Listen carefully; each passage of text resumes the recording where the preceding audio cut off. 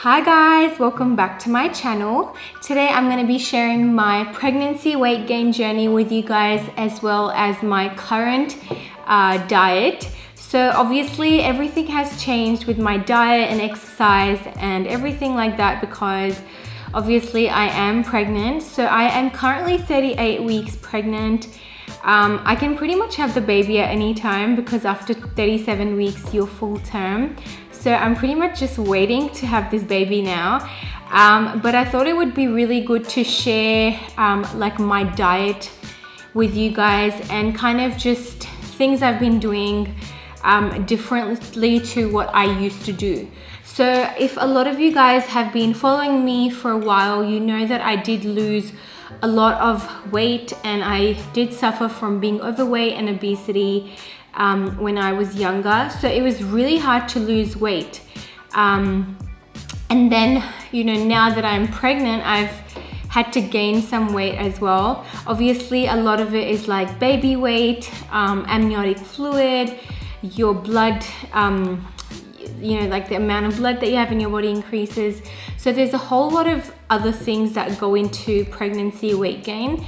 And then you're meant to gain a little bit of healthy weight as well, so then you can feed the baby, you know, after they're born. So the first thing that I did change with my diet is supplements. So the supplements that I take and that I have been taking during my pregnancy are the Elevate by Bayer. Now, these supplements were recommended to me by my doctor, but I also recommend them as a pharmacist to anyone expecting, because they have a high level of iron. And personally, I suffered from low iron for a long time. So these have really regulated my iron. My iron is still low, but it's pretty good for a pregnant person. So the other supplements that I generally took before my pregnancy and that I am still taking are omega-3 fish oil capsules. And I also take calcium and vitamin D. So sometimes I take this Citracol D, which is calcium and vitamin D mixed. And then on other days I take vitamin D by itself. And the issue with me was, like, I had vitamin D deficiency, so then that's why I have to take the vitamin D, you know, to kind of regulate all of that. So other than these things, I don't take any other supplements. But when I did get pregnant, like initially, I did take vitamin B6, and that was to help with my nausea and vomiting. But because I also had really severe hyperemesis, and I actually still get sick even though I'm like right at the end of my pregnancy, I've also been on some medication for my nausea and vomiting. So in terms of diet and weight gain, so I am 38 weeks pregnant right now, and up till now I've gained about 12 to 13 kilos. So that is actually a really healthy weight gain. So my doctor actually gave me like a whole chart of the amount of weight like I should be gaining from week to week. So it's still not that much. I'm still a little bit under the weight gain that I should have. And the baby's like healthy, but on the smaller side with me. But in the beginning, because I was vomiting so much, I didn't gain much weight at all. So in my first 6 months, I gained like 3 or 4 kilos max. And then in the last few months, I've gained a lot more because I was feeling a bit better and I was eating a lot better as well. So in terms of diet, I've shared my weight loss diet with you guys. And a lot of you guys know that when I'm trying to lose weight, I cut out like dairy from my diet, I limit my carb intake and all of that stuff. So one thing that I have been doing in my pregnancy is having dairy.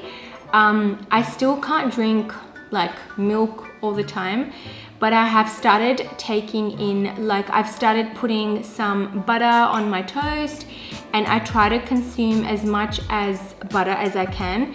And this butter is actually unsalted, and it's like the organic kind. It's a really good butter. It's grass-fed butter, and that's the butter that I would recommend.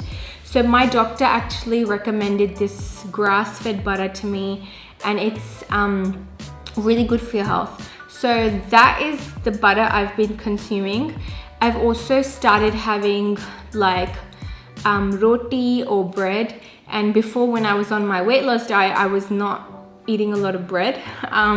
So now I try to at least have like 1 or 2 slices of bread a day, just so I'm having enough calories, you know, in my diet. Another thing during my pregnancy, which I've tried to maintain, is in my fruit and vegetable intake.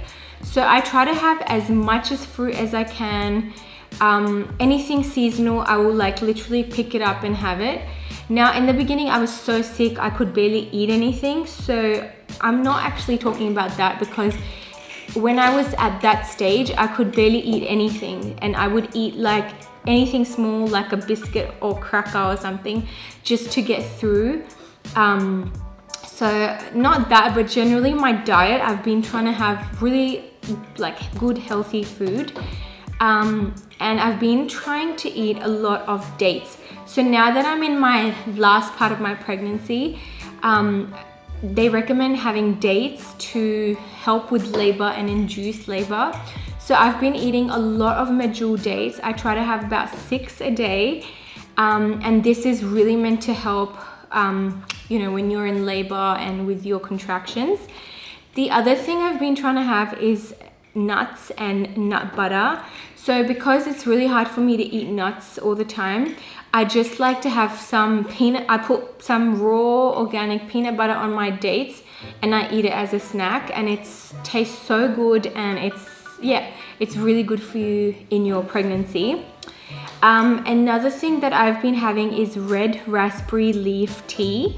So I've got this Mothers to Be tea. This is just a blend of different things, and it's got the red raspberry leaf tea in it as well. And then this is the Woman's Red Raspberry Leaf Tea, which is actually made for pregnancy and delivery. So these 2 teas, I've started them in my 3rd trimester. So I think you should only be having them in your 3rd trimester. Because they kind of help with your contractions, and they're really good for your uterus. So I actually ordered these online. I will actually link everything below. But my midwife actually told me to start this tea to help with natural labor.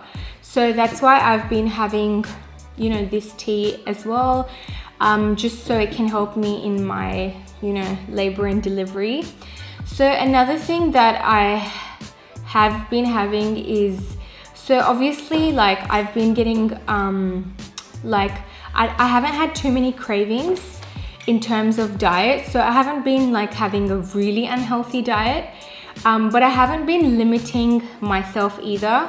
So for any of you guys that are pregnant, obviously a lot of people recommend eating for 2, but I've just been eating for 1, and as much as I feel like eating. So I generally haven't, like I can't eat too much anyways because I feel sick, and when I wake up I still have nausea even though I'm at my 38th week. So I usually, when I wake up, I can't have anything other than a few biscuits, and even though that's not the healthiest thing, but that's the only thing that settles my nausea and vomiting. So I would recommend to eat, you know, according to your body and how you feel. I haven't been dieting in my pregnancy, and obviously in the beginning I couldn't gain weight. So I was really worried about the baby because I want the baby to be as healthy as possible, and I want to give the baby all the nutrients that she deserves. So obviously I take all my supplements and everything, but now I've started eating everything. So I'll eat rice, and I'll eat curry and all the good home food, as much as vegetables as I want.